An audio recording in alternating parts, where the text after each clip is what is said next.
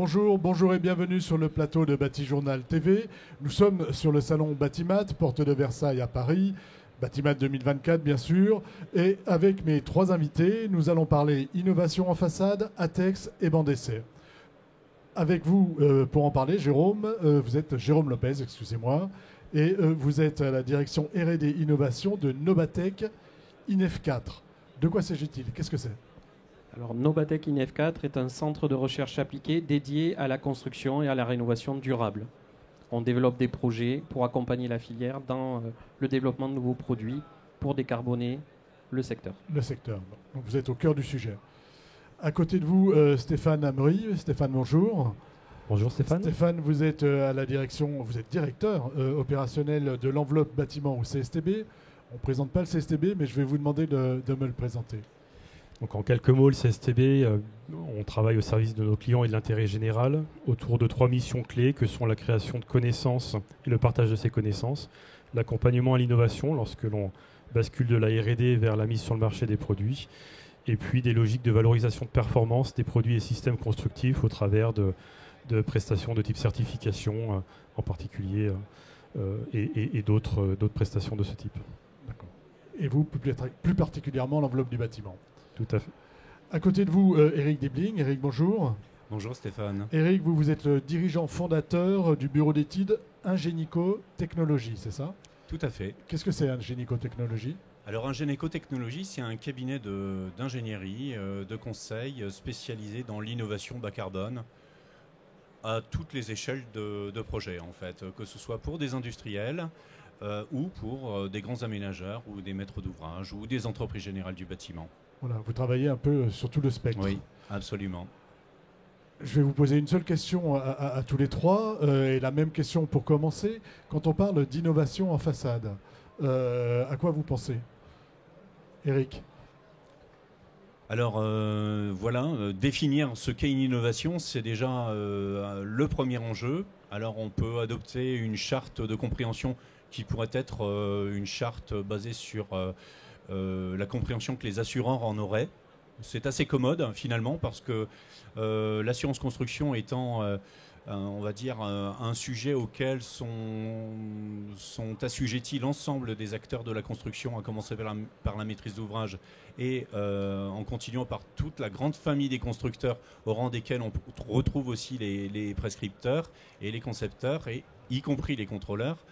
De façon assimilée, eh bien c'est assez commode finalement d'adopter cette notion d'innovation à l'aune de ce critère. Et donc, on va parler éventuellement de ce qui ne relève pas à date de la technique courante, qui peut être considérée comme de l'innovation. D'accord. Tout ce qui n'est pas de la technique courante, c'est de l'innovation. Voilà. Vous êtes d'accord avec ça, Stéphane? Absolument. Non, pour compléter peut-être et partager quelques axes d'innovation usuellement rencontrés dans le domaine de la façade ces dernières années. On va retrouver beaucoup d'innovations dans la fonctionnalité même des façades, avec des usages qui sont élargis à des performances nouvelles. La façade qui avait vocation à gérer le clos et le couvert jusqu'à présent doit de plus en plus intervenir sur des logiques de confort thermique, confort d'été, confort acoustique, confort aussi à la luminosité extérieure, enfin bref, tout un pan de performance attendue de ces façades qui sont de plus en plus techniques et sur lesquelles les acteurs de cette filière vont innover régulièrement. Dans un moment où nous sommes contraints par les impacts environnementaux et donc il faut repenser l'ensemble de nos façades et des produits et matériaux qui sont intégrés dans ces façades. Donc ça veut dire l'usage soutenu au biosourcé, au géosourcé éventuellement. Et puis des stratégies aussi d'éco-conception et d'utilisation raisonnée de la matière première avec des logiques de reconditionnement, de réemploi, de recyclage, de facilité aussi dans la démontabilité des produits. Donc tous ces axes-là sont vraiment les axes forts d'innovation autour des façades ces dernières années. Donc on va rentrer tout à l'heure un petit peu plus en détail sur certains points. Jérôme, pour vous, quand on parle d'innovation en façade, qu'est-ce que ça veut dire? Je suis totalement d'accord avec ce qui a déjà été dit. Il y a beaucoup de choses qui ont déjà été introduites par mes collègues. Peut-être 2-3 sujets supplémentaires. On a le sujet de la rénovation aussi qui arrive, qui amène de nouvelles problématiques sur la façade. Il y a le côté aussi multifonction. On voit apparaître des sujets où on va intégrer de la production d'énergie dans la façade, de la ventilation. Tout ça complexifie la façade et génère des nouvelles problématiques d'innovation. Donc la façade devient un objet central et on est à l'interface entre l'ingénierie, l'architecture. Et tout ça génère beaucoup d'enjeux, d'innovation et de mise en œuvre, de qualité qui sont face à nous. Donc un espace où on peut innover, où on innove beaucoup, où il y a aussi beaucoup d'architecture, hein, beaucoup de design. Donc comment on fait pour allier architecture, design et technologie? Et ces technologies, on demande de plus en plus à la façade. Donc comment on allie l'ensemble des choses? Qui veut se lancer? Déjà, on met l'ensemble des acteurs concernés autour de la table. Alors, c'est ce qui est très, très stimulant autour des sujets de l'enveloppe du bâtiment et de la façade, parce qu'en effet, ça fait intervenir à la fois des sujets très architecturaux et des sujets très techniques, très technologiques, avec de l'ingénierie. Et ces deux mondes n'ont pas pour habitude de cohabiter toujours très facilement. Et là, on a l'obligation de le faire finalement pour faire que cette façade réponde à l'ensemble des fonctionnalités et des performances à laquelle elle est attendue, et avec le design et le rendu attendu. Donc c'est ce que je trouve en tout cas particulièrement stimulant, parce que ça répond à un enjeu, on y reviendra tout à l'heure j'imagine, lorsque l'on évoquera Latex et sa réforme, mais la façade est un objet qui de fait impose que l'ensemble des acteurs de la chaîne se parlent, cohabitent et construisent ensemble une réponse adaptée. Et donc il faut absolument que la maîtrise d'œuvre, les entreprises et les industriels qui proposent des solutions interagissent pour proposer les solutions les plus maîtrisées et qui répondent à l'ensemble des contraintes qui lui sont imposées. Là où d'autres systèmes constructifs sont peut-être plus indépendants dans leur gestion et où l'ingénierie peut vivre seul finalement dans l'accompagnement et le développement des réponses technologiques à apporter à un objet tel qu'un plancher par exemple. Un architecte est certainement moins intéressé par ce type d'objet. Voilà, j'ai entendu il n'y a pas longtemps, et je l'avais déjà entendu avant, mais je crois que c'était à l'inauguration du banc d'essai dont on va parler tout à l'heure, la façade est l'un des derniers espaces de liberté de l'architecte. Hein. Eric, même question, comment on allie on va dire l'innovation, le besoin de design, hein, le désir de l'architecte de s'exprimer par la façade et toutes les problématiques techniques qui s'imposent aujourd'hui à la façade? Comment on allie Stéphane l'a assez bien dit, c'est-à-dire que on est obligé d'expliquer clairement en fait quels sont les enjeux de chacun. Les enjeux techniques, les enjeux de sécurité incendie, les enjeux de mode et nature et d'aspect architectural. Et il faut que l'ensemble des éléments, on déploie beaucoup d'énergie finalement pour se faire comprendre les uns des autres, hein. Arriver à gérer le caractère antagoniste en fait des différents enjeux et trouver le meilleur compromis possible.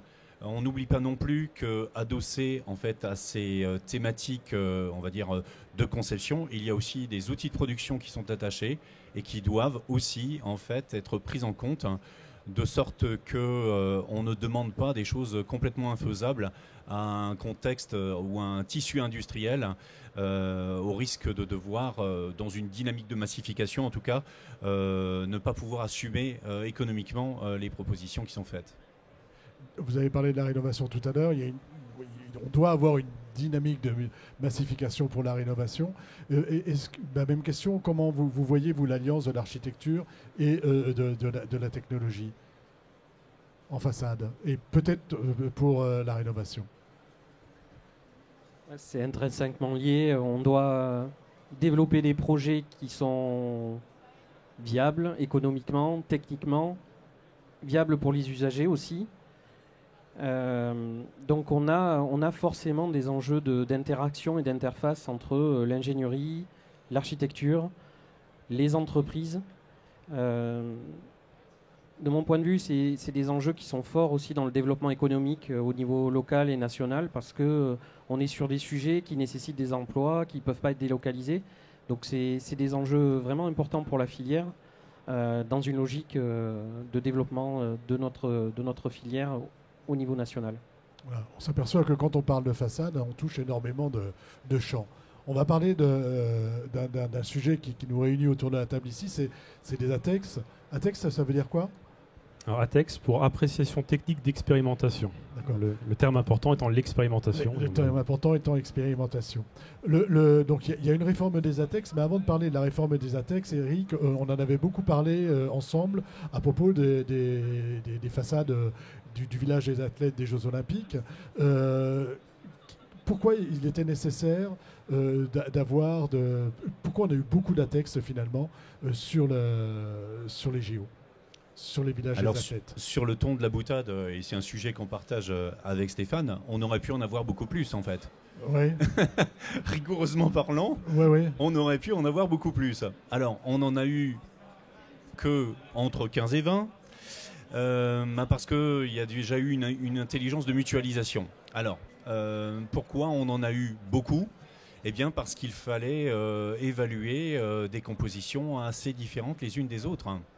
Et donc il s'agissait bien, malgré l'effort de convergence en fait qui a été déployé avec toutes les instances d'accompagnement dont à l'époque Adivbois, France Bois 2024, le CSTB, l'Agence Qualité Construction et toute cette avec le club des industriels, la Dynamique Club, d'essayer de faire converger en fait les différentes possibilités. Eh bien il a fallu faire effectivement des compromis ou des meilleurs compromis pour néanmoins arriver à trouver une identité visuelle propre à ce que chaque architecte souhaitait développer sur certaines parties du village olympique. D'ailleurs, si vous avez été faire un tour sur le village, on voit bien qu'il y a une identité visuelle assez propre à chaque îlot en fait.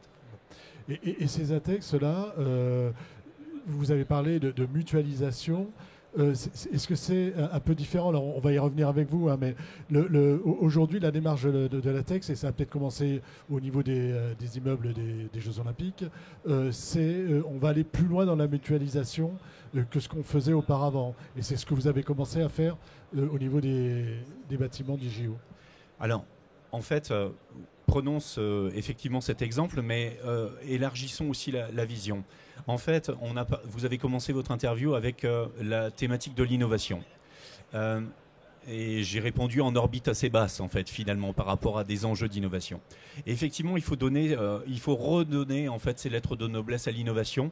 Et peut-être que les sujets qui ne sont pas réellement de l'innovation de rupture ou de l'innovation qui nécessite une propriété intellectuelle particulière mériteraient, en fait, une plus grande mutualisation pour pouvoir accélérer la reconnaissance dans le corpus des procédés traditionnels, tout simplement. Donc la mutualisation a pour vocation probablement de gérer une partie de ce qui n'est pas encore traditionnel et qui n'est plus tout à fait innovant. D'accord. Pas encore traditionnel, plus tout à fait innovant. Une des innovations, une des ATEX qui vous a marqué pour les JO? C'est assez difficile à dire, mais en tout cas, ce qui m'a quand même profondément marqué, c'était de rendre les écrans intérieurs, écrans vis-à-vis de la résistance au feu, directement solidaires des montants d'ossature. Alors ça paraît être un détail, mais aujourd'hui c'est encore une technique non courante. Sur le plan strictement du corpus technique. Ça rend des services néanmoins. On évite les cavités et les vides de construction qui sont toujours problématiques en cas de survenance d'un feu. Ça rend donc des services, mais ça pose aussi, ça exige que la question de l'humidité en phase chantier soit parfaitement gérée. Donc voilà, c'est une thématique qui restera assez fortement imprimée à mon esprit et qui continuera d'essaimer, je pense, sur les autres projets qu'on accompagnera. Et vous, Stéphane? Peut-être pour préciser ce qui m'a semblé très important dans le schéma d'accompagnement de la Solidéo et de la construction de ce village, il y a deux axes qui me semblent essentiels dans la construction de l'action qu'on a mis en place collectivement. Un premier qui est très lié à à la temporalité du projet.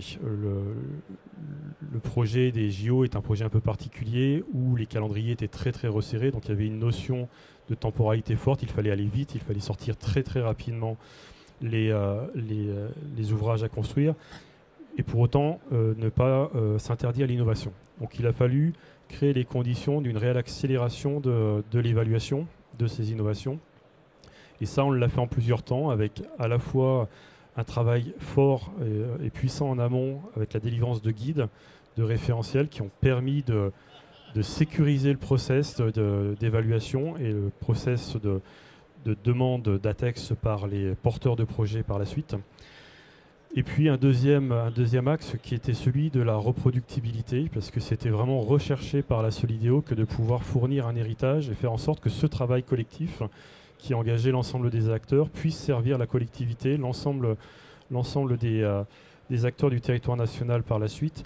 Et donc on a cherché dans la construction à la fois le rapprochement des différents ATEX, donc comme l'a évoqué Eric, on a vraiment cherché à rassembler les ATEX et les besoins d'évaluation les unes les autres pour les limiter et faire en sorte de créer un consortium autour de chaque demande pour créer les conditions d'une reproductibilité qui soit réelle et non pas uniquement l'apanage de l'acteur, aussi important soit-il, mais seul dans sa démarche, qui n'aurait pas vocation à le partager plus largement avec d'autres acteurs. Donc, voilà. Reproductibilité, accélération. Voilà. Ça, c'est ce qui vous a marqué. Et donc, c'est ce qui a... Alors, je ne sais pas si la réforme de l'ATEX était déjà en cours ou si vous y réfléchissiez, mais est-ce que ça a influé la réforme que vous avez portée? Et ensuite, dites-nous de quoi il s'agit quand on parle de la réforme de l'ATEX.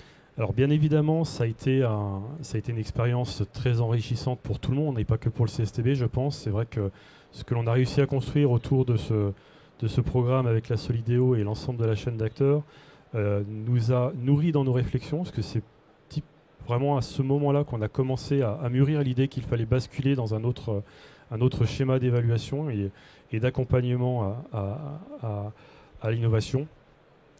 En parallèle, bien sûr, nous avions engagé d'ailleurs avec l'appui d'Eric du côté du CSTB, nous avions engagé des groupes de travail où nous avons fait parler l'ensemble des acteurs, que ce soit l'aménageur, le promoteur, la maîtrise d'ouvrage public ou privé, les acteurs entreprises industrielles, les contrôleurs techniques, les assureurs. Tous ces acteurs-là, on les a fait parler pour essayer de comprendre quels étaient, de leur point de vue, les objectifs ou les enjeux liés à ces procédures d'évaluation.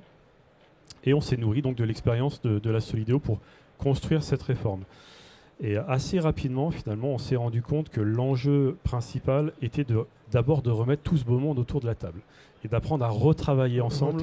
Parce qu'on avait un peu perdu l'habitude, on travaillait un petit peu en silo. Pour dire les choses simplement, l'ATEX telle qu'on la connaissait et qu'on la connaît encore aujourd'hui, malgré l'engagement de cette réforme depuis le mois de mars de cette année, le schéma est assez simple. Vous avez un aménageur qui a une ambition, qui la déploie dans son cahier des charges et pousse les équipes de maîtrise d'ouvrage déléguées à s'engager autour de ces ambitions et de porter des innovations, qui eux-mêmes transfèrent le bébé à la maîtrise d'œuvre, qui elle-même va le transférer aux entreprises, qui au moment des consultations des entreprises vont devoir porter, bien souvent seul, cette innovation. Et donc l'ATEX, ou tout autre type d'évaluation, est aujourd'hui encore trop demandé en phase chantier, à la dernière roue du carrosse, et c'est pas péjoratif derrière ce terme-là, mais en tout cas le dernier acteur qui arrive sur le chantier pour le gérer. À un moment, on se dit, mais mince, il faut une ATEX. Alors que l'innovation, elle avait été pensée, imaginée 2 ans avant. 2 ans avant. Et donc ce jeu-là, on sent bien qu'il est quelque part malsain parce qu'il nous contraint déjà temporellement face à un chantier qui, lui, doit avancer, contrainte chantier. Il nous contraint parce que l'ensemble des acteurs qui vont être amenés à porter cette innovation ne sont pas toujours les meilleures ressources. Alors, d'une part, on est face à des entreprises qui sont des petits acteurs qui n'ont pas les ressources ou les compétences propres en interne pour porter l'innovation tout bonnement. Et donc, il a fallu que l'on recrée les conditions d'un schéma où l'ensemble de cette scène d'acteurs s'engage. Et beaucoup de sujets autour de cette réforme, finalement, tournent autour de l'idée de réutiliser cet objet comme un outil d'accompagnement en conception permettant de prescrire ensuite au moment de l'exécution les bonnes pratiques à mettre en place par les entreprises au travers finalement d'un document qui serait cet ATEX, qui prescrirait des essais, des études à réaliser, mais qui serait pensé en amont et pas subi en aval. Bien en amont du projet et moins subi qu'il ne l'était auparavant. C'est on va dire Alors c'est le point central. Le changement, le point central. Bien sûr, ça se traduit par des axes très concrets dans le cadre de cette réforme. Deux autres points très importants qui nous engagent au travers de la réforme, autour d'ailleurs des deux thèmes que j'ai mentionnés, que sont l'accélération et la reproductibilité. Si je m'attarde sur l'accélération, donc cette notion de temporalité, on a souvent des critiques qui remontent, à juste titre, d'une incapacité de l'évaluation à s'inscrire dans un temps court, ou en tout cas en cohérence avec les contraintes du chantier. On a souhaité, au travers de la réforme, mettre en place un phasage de l'instruction qui permette très en amont de construire une feuille de route au travers de ce qu'on appelle la délivrance d'un rapport d'analyse. Donc dès les premières phases d'échange avec le client, un rapport d'analyse va être formalisé, écrit par les collègues collaborateurs du CSTB, qui trace la route à la fois en besoin de justification, en impact économique, budgétaire, et puis qui commence aussi à orienter vers les organismes en capacité d'accompagner, ce qui permet à l'industriel ou au porteur de la demande, quel qu'il soit finalement, de très rapidement en amont de se dire je suis globalement mûr pour déployer ma demande d'évaluation et de construire mon dossier technique à partir de cette feuille de route. Là où par le passé, cette feuille de route était moins bien formalisée, les acteurs pouvaient se sentir un petit peu seuls, isolés et face à eux-mêmes dans la construction de leur réponse. Donc ça, on apporte une réponse davantage collective. Davantage collective, et ça doit nous permettre d'accélérer en ce sens où très rapidement, chacun sait ce qu'il doit faire, et on évite aussi les mauvaises surprises où la formulation de la texte ne peut pas être délivrée in fine parce qu'on a loupé un point très important qui n'aura pas été compris par l'un ou l'autre des acteurs présents dans cette chaîne. Et le deuxième sujet, c'est la reproductibilité. Pour le dire très simplement, on considère que la texte demain ne doit pas être simplement une finalité en soi, c'est-à-dire cet objet qui permet de rendre assurable votre technique innovante, et qu'elle serve vraiment d'outil derrière à l'expérimentation, et qu'elle permette éventuellement la mise en place de suivis, que ce soit des suivis en phase chantier, ça a été évoqué par Eric, c'est ce qu'on a rencontré dans le cadre des JO avec les risques d'humidification en phase chantier, mais aussi en exploitation, et que ce suivi soit organisé, mis en place avec l'appui de tierces parties, des bureaux d'études, des centres divers et variés, qui permettent de consolider un retour d'expérience, de capitaliser, et donc de rendre reproductible, c'est-à-dire de mettre à disposition les conclusions de cette expérimentation. Alors, on va arrêter là parce qu'on pourrait en parler, je pense, longtemps. Vous pourriez en parler très longtemps. Si je veux tout savoir sur la réforme de l'ATEX, il y a eu un webinaire où il va y en avoir un. Et puis, ce matin, vous étiez sur Batimat en train d'expliquer tout ça. Tout à fait. Donc, ce matin, nous avions un événement un peu particulier où nous avons invité nos clients et partenaires à découvrir plus précisément cette réforme. Donc, nous avions un temps d'échange. Donc ce temps est derrière nous. Maintenant, pour ceux qui veulent en savoir plus, il y a deux temps à venir en octobre. J'ai plus les dates en tête, vous m'excuserez. Si on va voir sur le site du CSTB, sur le site du CSTB, vous allez les retrouver. Donc un webinaire à destination des industriels et des entreprises qui ont l'habitude aujourd'hui de demander des ATEX, mais qui peuvent se poser la question, mais finalement, qu'est-ce qui va changer pour moi qui a l'habitude de faire ce type de demande demain? Et puis un autre webinaire dédié à la prescription, donc plutôt maîtrise d'ouvrage, aménageurs, promoteurs, pour leur expliquer en quoi leur rôle est important dans le process, dans cette chaîne de valeur, dans ce process de reconnaissance de l'innovation, et en quoi ils peuvent être acteurs et porter eux-mêmes cette innovation au travers des évaluations type ATEX. Avant de partir à Bordeaux voir le banc d'essai, Eric, ce travail qui est fait là, par rapport aux ATEX, qu'est-ce que ça va vous apporter à vous, bureau d'études, qui travaillez sur ces ATEX? Alors, on voit déjà clairement le résultat, c'est-à-dire que, alors vous le savez peut-être, mais le Codifab finance une action qui s'appelle le Club des industriels, et dont la vocation, dont une des vocations est de publier régulièrement, tous les 6 mois, un état des lieux actualisé de l'offre industrielle, par exemple des revêtements extérieurs sur support bois, reconnus en technique courante, avec un certain nombre d'autres sujets, notamment tous les isolants biosourcés reconnus en technique courante dans un environnement bois, et encore d'autres sujets. En fait, ce que ça va apporter et ce que ça a apporté, c'est que ça a permis en fait à des industriels de travailler sur leurs évaluations techniques. Ces travaux ont permis de faciliter l'accès et de clarifier en fait le chemin pour arriver à des évaluations techniques concluantes. Et donc, nécessairement, ces actions ont permis de doper l'offre industrielle et de permettre justement d'avoir sur étagère une offre industrielle bien identifiée et assez abondante désormais de procédés constructifs de revêtement de façade disponibles sur différents supports bois, filaires, plans, ossaturés, massifs, etc. Voilà, et quand on parle de revêtement de façade sur support bois, ça peut paraître banal, mais il y a de l'innovation. Oui, clairement, oui.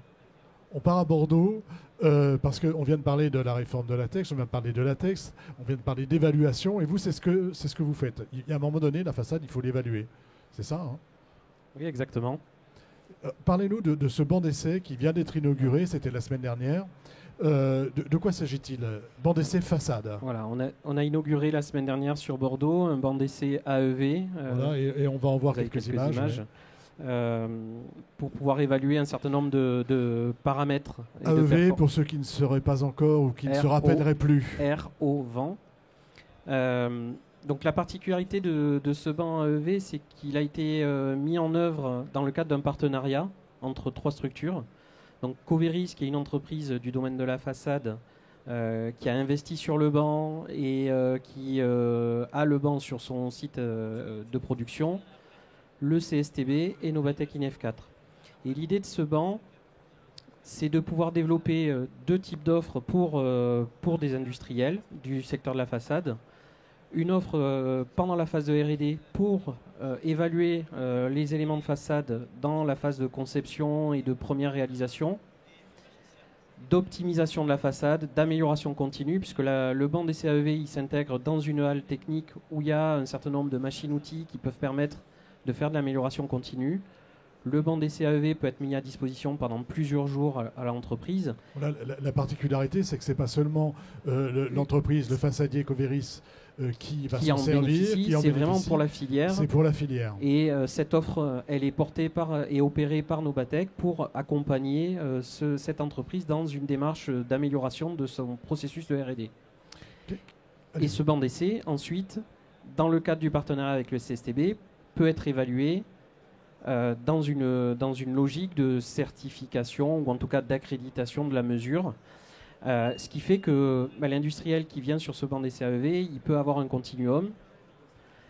Pour le CSTB, je pense que c'est aussi un banc d'essai qui peut venir soulager des périodes de flux tendu sur un banc qui est déjà disponible à Champs-sur-Marne. Et donc on est dans une logique de venir apporter une réponse partielle, mais une réponse quand même, à la problématique d'accélération en ayant des moyens d'essai dans les phases amont de développement du produit et un moyen supplémentaire pour évaluer le produit sur les performances AEV. Et donc c'est le fruit d'une rencontre entre 3 structures, Coveris, Novatec, INF4 et le CSTB. Et un point juste à noter, ce banc d'essai il a été soutenu par un projet européen que Novatec INF4 coordonne, qui s'appelle Metabuilding Labs.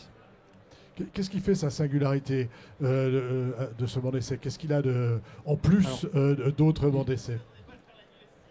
Il n'a pas de singularité exceptionnelle.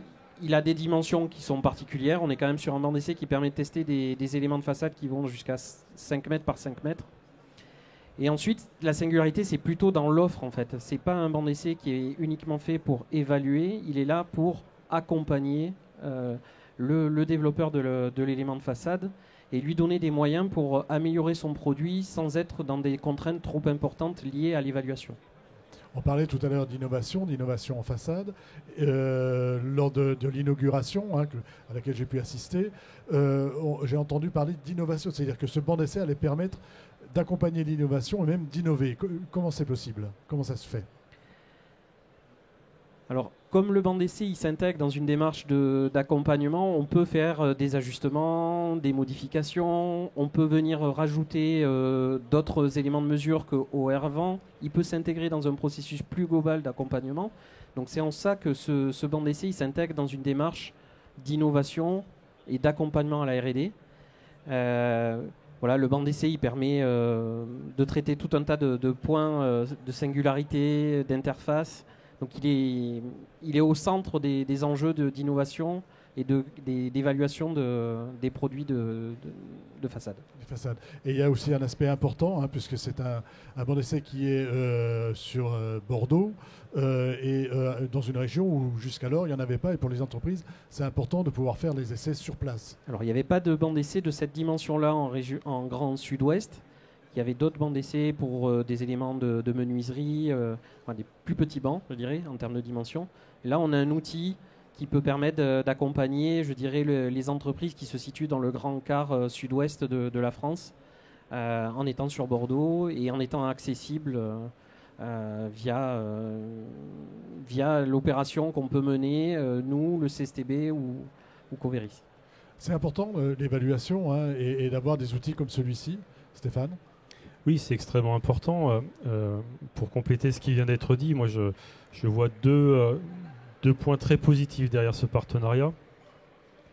Le premier, on a fait le constat au CSTB que nos clients, lorsqu'ils venaient pour tester leur façade chez nous, à Paris, sur Marne-la-Vallée, pouvaient venir de la France entière. Et lorsqu'ils venaient, ils venaient avec un échantillon d'une façade qu'ils avaient pensée, construit, de grande dimension. Ils amenaient tout ça sur un site très éloigné avec l'ensemble de leurs techniciens et ingénieurs. Donc ça demandait beaucoup de temps, d'ingénierie, de ressources, d'argent, avec peu de conviction que finalement l'essai allait être concluant. De permettre et de proposer ce type d'offre en partenariat nous permet, côté CSTB, de passer des messages forts à nos clients et de leur faire comprendre que finalement on met à disposition des bancs pour lesquels nous serons en capacité in fine de délivrer un rapport dans les mêmes conditions que les essais que nous réalisons à Paris, mais dans un site qui d'une part peut être beaucoup plus proche localement de chez eux, parce que la région Grand Ouest, on a beaucoup de façadiers quand même dans cette zone de la France, et puis deuxièmement dans un endroit où les conditions permettent l'ajustement. Donc il y a des machines-outils aussi associées à ce je peux m'installer. Je peux m'installer une semaine, je peux bidouiller ma façade, retester, voir ce qui ne fonctionne pas, changer 2-3 petites choses. Et donc on utilise finalement cet outil beaucoup plus dans une logique de conception et de R&D que réellement uniquement dans une logique de qualification in fine, et on crée ce cycle vertueux finalement qui permet d'aller vraiment de la R&D jusqu'à la qualification dans un lieu où l'ensemble des conditions permettent de travailler correctement. L'atelier est grand, il est vaste. Oui. On arrive au terme, on va dire, on va pas dire, on arrive au terme de notre échange, et je vais vous demander à tous les trois maintenant de me parler d'une innovation, soit qui vous fait rêver, soit de quelque chose que vous avez vu, soit... On n'a pas parlé de réemploi, Stéphane, peut-être qu'on peut parler du réemploi. Est-ce qu'un jour on réemploiera les façades après des montages, mais allez-y, laissez-vous aller sur votre innovation rêvée en façade. C'est la façade qui va permettre de faire une rénovation vertueuse, performante, amener du confort, de la production d'énergie, vraiment la façade multifonctionnelle pour la rénovation. Que je viens plugger sur l'île. Je viens plugger, j'embête le moins possible les usagers et je garantis des performances très élevées sur le confort, sur l'énergie et sur le carbone. On en voit quelques-unes arriver sur le marché. Ça arrive petit à petit. Eric. Moi, j'aurais envie de me positionner sur une dynamique de massification. Et donc, la dynamique de massification, c'est de permettre en fait à un ensemble très large en fait d'acteurs de savoir concevoir, produire et mettre en œuvre une façade pour améliorer la performance d'un bâtiment, qu'il soit existant ou qu'il soit en projet neuf. Donc pour moi, il y a vraiment un enjeu de massification. Stéphane en parlait tout à l'heure. Et peut-être, si je peux me permettre de rajouter on a parlé beaucoup d'expérimentation, d'essais. Le terme expérimentation est intrinsèquement compris dans l'acronyme ATEX. Je vois que les choses avancent vite dans la direction de cette massification si les acteurs de l'ensemble de la chaîne de valeur ressentent avec leur propre sens ce que veut dire une étanchéité de façade, ce que veut dire une déformation souvent à l'intérieur d'un banc d'essai, ce que veut dire une puissance de feu lorsqu'on fait un essai grandeur. Donc je pense qu'il y a un enjeu. En fait, l'enjeu de l'expérimentation, c'est l'enjeu de faire ressentir aussi par les sens de ceux qui conçoivent, produisent et mettent en œuvre ce qu'ils ont conçu, produit ou mis en œuvre. Je pense que la dimension sensorielle en fait, de réalisation de ce qui se passe est absolument capitale pour accélérer les mouvements qui sont en marche. Ouais. Merci. Et alors, vous avez le mot de la fin, Stéphane. Le mot de la fin, j'aurais envie de mettre l'accent sur l'enjeu de rénovation auquel on fait face et donc développer des façades qui puissent se pluguer facilement, avec sobriété, mais avec esthétisme sur des ouvrages existants et qui permettent cette interaction tout en maintenant et en maîtrisant les performances et les fonctionnalités attendues de notre ouvrage. Donc cette capacité vraiment à se poser sur des ouvrages existants et en se projetant sur des ouvrages qui ont de toute manière vocation à rester présents sur le temps long, quand bien même bien qu'un bâtiment a vocation à rester 50 ans, on voit bien qu'on rénove très régulièrement au bout de 20-30 ans. Moi, je pense qu'il est essentiel aujourd'hui de se projeter dans l'idée que tout objet que nous construisons, et les façades en particulier, elles doivent se penser à l'aune du changement climatique et des conditions climatiques dans 20, 30, 40 ans, et que l'on puisse faciliter éventuellement la démontabilité ou le réemploi de ces objets avec facilité lorsque ces mêmes objets ne seront plus en capacité de jouer leur rôle face aux conditions climatiques auxquelles on fera face. Ou alors de se rendre suffisamment robuste pour passer ce cap. Pour passer ce cap et pour déjà être performante, confort d'été, confort d'hiver et design. Ben écoutez, messieurs, merci d'être venus sur le plateau de Bâti Journal nous parler donc innovation en façade, ATEX, expérimentation et banc d'essai. Une émission, un temps d'échange à retrouver sur notre site internet Bâti Journal TV, sur le site de notre partenaire le Codifab et sur le site de notre partenaire presse 5 façades. Merci à vous. Merci Stéphane.